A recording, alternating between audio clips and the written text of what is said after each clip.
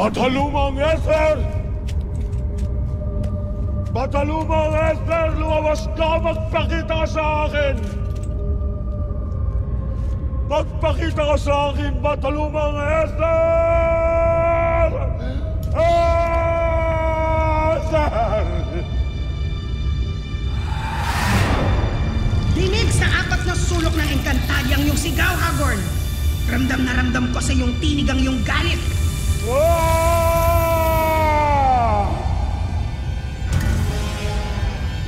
Hindi galit, Esther, kundi takot!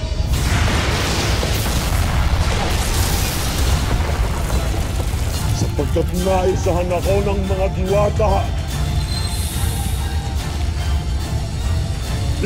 Lang ako ni Amihan. Kaya nais ko silang bigyan ng isang digmaan na hindi pa nila nakikita. Subalit paano ko yung magagawa? Kung hungkag na sa bilang ang aking mga kawal.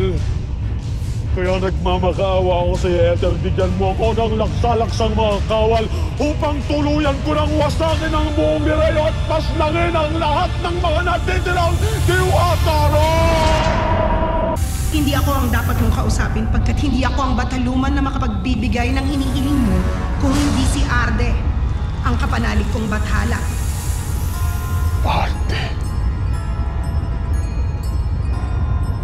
Ang Panginoon ng Balak.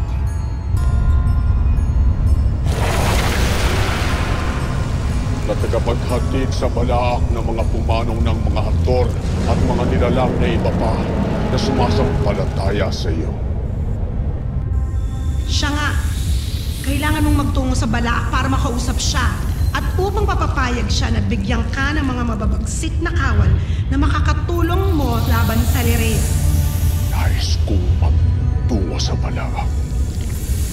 Subalit paano kong makikita si Arde? Kailangan mo munang mamatay sandali, Hagorn, upang makarating ka roon. Kaya mo ba, Hagorn? Kakayanin mo bang mamatay para matupad ang kahilingan mo?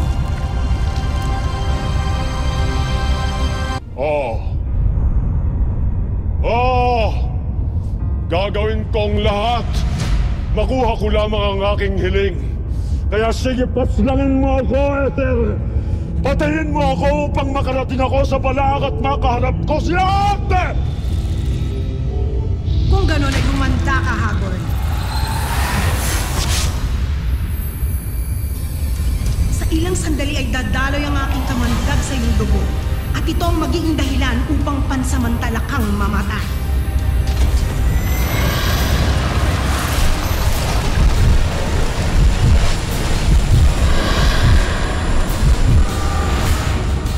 Huwag kang matakot, Hagorn. Hindi kita pababayaan.